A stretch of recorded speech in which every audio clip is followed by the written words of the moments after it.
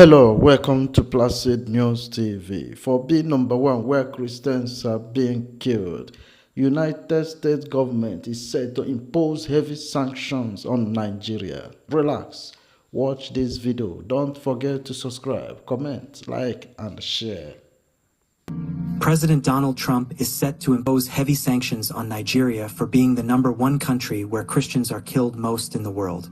The United States Congress has given President Donald Trump the green light to impose severe sanctions on Nigeria following reports that Nigerians account for 90% of Christians killed worldwide each year. Chairman of the U.S. House Foreign Affairs Subcommittee on Africa, Chris Smith, announced the decision after a congressional hearing on the persecution of Christians in Nigeria. The session featured testimonies, including that of Bishop Wilfred Anagbi of Makurdi, who described militant Fulani herdsmen as terrorists operating with impunity. Smith criticized the Nigerian government for failing to protect Christians, citing a report by the Observatory for Religious Freedom in Africa, which documented over 55,000 killings and 21,000 abductions linked to religious violence between 2019 and 2023. He also blamed the previous Biden administration for removing Nigeria from the Country of Particular Concern (CPC) list, a designation Trump had initially placed on the country. Urging Trump to take decisive action, Smith reintroduced a resolution calling for renewed CPC designation and potential sanctions if the violence continues. He stressed that intervention was necessary to stop what he termed religious cleansing and to hold perpetrators accountable. This hearing should be a catalyst for action, Smith stated, adding that where sanctions have been enforced, change has followed. He expressed confidence that Trump would take the necessary steps, including engaging Nigerian President Bola Tinubu on the crisis. Nigerian government, replying to U.S. amid fear of sanctions, has shamelessly said that killings from bandits' attacks are not targeted at Christians. What a shame.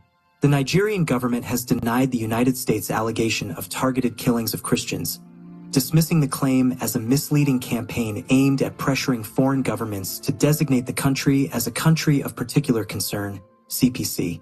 In a statement on Friday, the Ministry of Foreign Affairs, through its acting spokesperson, Kemibi Ibienfa, refuted recent reports, stressing that violence in Nigeria is driven by criminality, insurgency, and banditry rather than religious persecution.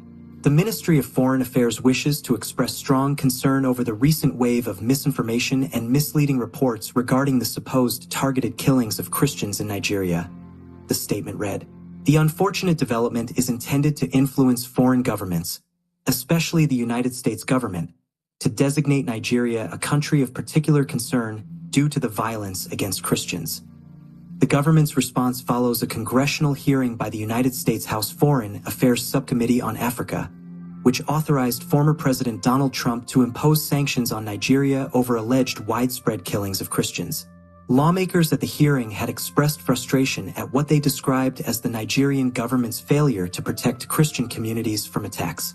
A report by the Observatory for Religious Freedom in Africa, cited during the hearing, stated that Nigeria accounted for 90% of all Christians killed globally each year.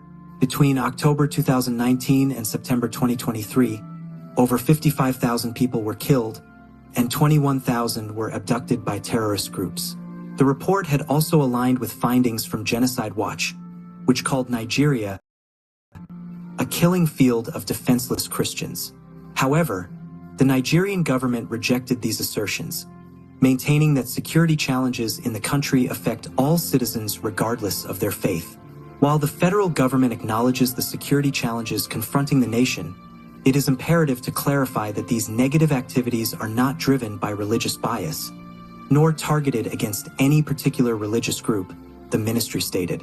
The statement further explained that violence in the predominantly Muslim northern region is not aimed at a particular religious group.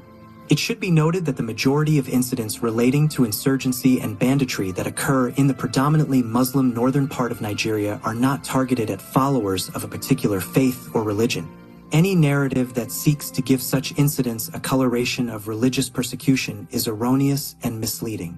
The government reaffirmed its commitment to protecting all citizens, highlighting ongoing military operations against insurgents and efforts to resolve communal conflicts, including clashes between farmers and herders.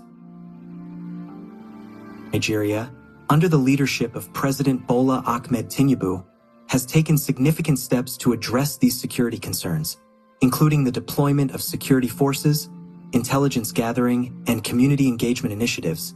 The ministry noted. The statement urged the international community to verify claims before making pronouncements that could escalate tensions in Nigeria. It also called on the media, civil society organizations, and foreign partners to avoid spreading unverified allegations. Nigeria remains a beacon of religious tolerance and coexistence in Africa and is committed to preserving this heritage. We welcome constructive dialogue and support from the international community in addressing our security challenges.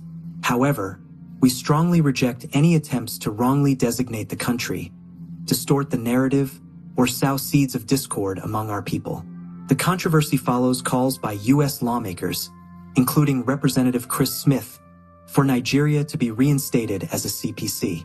Smith criticized the Biden administration for reversing the designation in 2021 and accused the Nigerian government of failing to protect Christians. The government of Nigeria has failed to make progress against religiously motivated persecution of Christians, despite religious freedom being enshrined as an essential human right in its constitution, Smith had stated. With mounting pressure from advocacy groups and religious leaders, the U.S. government faces renewed calls to take a tougher stance on Nigeria. However, the Nigerian government remains firm in its rejection of claims that religious persecution is state-sanctioned, insisting that the country's security challenges are broader and not faith-based. This is just the beginning. The people of God must be free, Matsi Nnamdi Kanu must be free, and Biafra must be free.